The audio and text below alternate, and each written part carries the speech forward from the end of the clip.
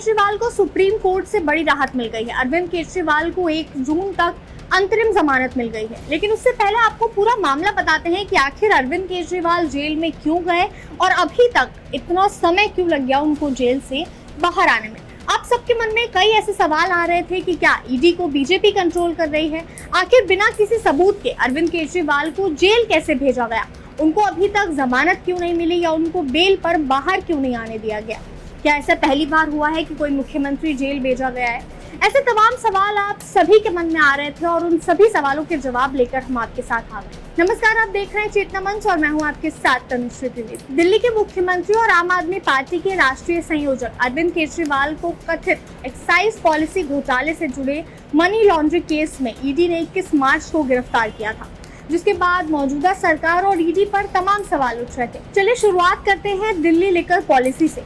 ज्यादातर सभी राज्यों में ऐसा होता है कि लिकर को स्टेट गवर्नमेंट कंट्रोल करती है, यानी राज्य सरकार के हाथ में टैक्स से लेकर उसके डिस्ट्रीब्यूशन तक सब कुछ रहता है, लेकिन इसमें सेंट्रल गवर्नमेंट का कुछ मुख्य किरदार नहीं रहता है। अब अगर हम पहुंच जाएं सीधा नवंबर 2021 में, जहां केजरीवाल के नेतृत्व वाली दिल्ली सरकार ने एक नई एक्साइज पॉलिसी पेश की और प्राइवेट प्लेयर्स को इसमें उन्होंने इंक्लूड कर दिया, जिसको लेकर कई लोगों ने इसका समर्थन भी किया तो वहीं कई लोगों ने चिंता भी जताई। सबसे पहले नई एक्साइज पॉलिसी आखिर थी क्या, आपको हम एक बहुत ही साधारण से एग्जांपल से समझाएंगे। जैसे एक शराब बेचने वाला है जिसका नाम है अमान, वो 400 रुपए की 8 थोक रेट में बियर खरीदता है और फिर उसको 1600 रुपए में बेचता है। अब जो 1600 रुपए उसको मिले उसमें से 1200 रुपए उसका प्रॉफिट हुआ, जिसमें से 1000 रुपए अमान सरकार को दे देगा एक्साइज ड्यूटी के रूप में और 200 रुपए प्रॉफिट वो अपने पास रखेगा। ये थी नई नीति, लेकिन इस नई नीति में हुआ क्या, एकदम उल्टा।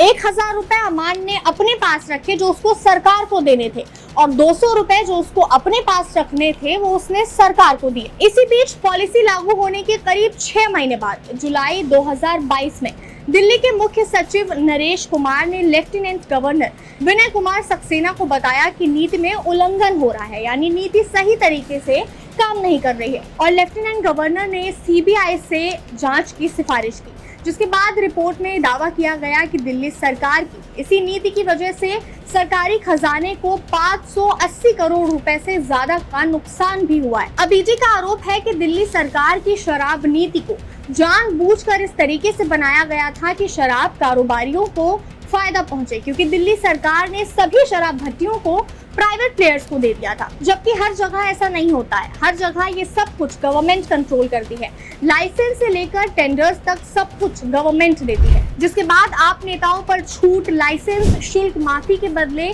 शराब कारोबारियों को रिश्वत लेने तक का आरोप लगाया गया।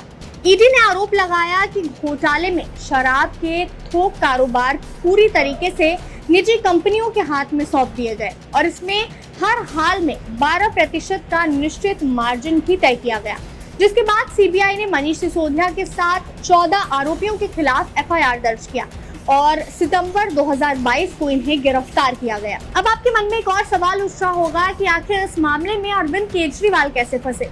दरअसल ईडी ने दावा किया कि केजरीवाल खुद मुख्य आरोपी व्यक्तियों से जुड़े हुए थे, जिसके बाद अक्टूबर 2023 और मार्च 2024 के बीच उन्हें 9 समन मिलने के बावजूद अरविंद केजरीवाल वहां इन्वेस्टिगेशन के लिए नहीं पहुंचे। फिर दिल्ली हाईकोर्ट द्वारा गिरफ्तारी से राहत के लिए उनकी याचिका खारिज करने के बाद केजरीवाल को 21 मार्च को गिरफ्तार कर लिया गया। इसके बाद ईडी ने 22 मार्च को एक लोअर कोर्ट से दिल्ली के मुख्यमंत्री अरविंद केजरीवाल की 10 दिन की हिरासत की मांग करते हुए कहा कि वह शराब नीति घोटाले के मामले में अन्य मंत्रियों और आप नेताओं के साथ मुख्य साजिश करता है। अब सबसे बड़ा सवाल जो कई लोगों ने पूछा कि आखिर अरविंद केजरीवाल को अभी तक जमानत क्यों नहीं मिली या फिर उन्हें बेल क्यों नहीं मिली। तो अरविंद केजरीवाल पर मनी लॉन्ड्रिंग यानी पैसे धांधली का आरोप लगा, जिसके लिए एक्शन लेती है ईडी। और पैसे धांधली के लिए हमारे देश में एक बहुत सख्त कानून है जो है पीएमएलए यानी prevention of money laundering act 2002,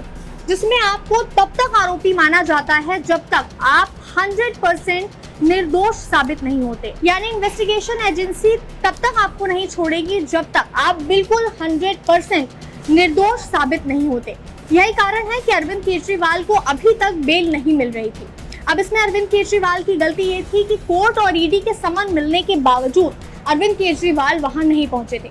Arvind Kejriwal से पहले ऐसे कई मुख्यमंत्री हैं जो जेल भेजे जा चुके हैं, जैसे 1996 में जयललिता, 1997 में लालू प्रसाद यादव, मधु कोड़ा, शिबू सोरेन और ऐसे कई अन्य मिनिस्टर्स जो जेल जा चुके हैं। लेकिन हाँ, कभी ऐसा था कि वो पूर्व मुख्यमंत्री थे, लेकिन कभी ऐसा भी था कि वो मुख्यमंत्री के पद पर मौजूद थे, उसके बावजूद उन्हें जेल भेजा गया। इसके अलावा केजरीवाल को आज अंतरिम जमानत मिल गई है, जिसका मतलब है कि अब अरविंद केजरीवाल को इन सभी चीजों से एक बड़ी राहत मिल गई है। धन्यवाद। ऐसी तमाम जानकारियों के लिए बने रहे चेतना मंच के साथ।